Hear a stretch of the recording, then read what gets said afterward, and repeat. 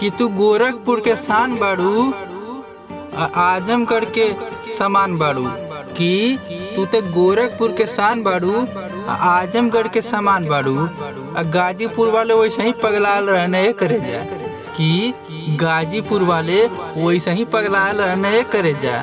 तू तो जिला जौनपुर वालन के माल बाड़ू।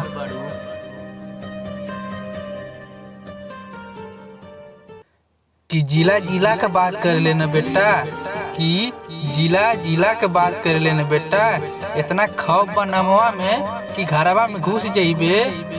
जिला जौनपुर के लौंडे से अझुरइये मत। कि जिला जौनपुर के लौंडन से अझुरइये मत, नहीं तो पटक के मरी है कि जमीनिया में सूझ जाइबे।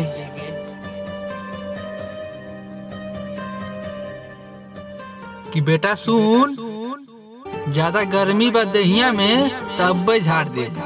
कि ज्यादा गर्मी बा देहिया में तब झाड़ दे। जिला जौनपुर वाले लइकन से जुड़िए मत। कि जिला जौनपुर वाले लइकन से जुड़िए मत, नहीं तो पटक के मारब जमीनिया में गाड़ दे।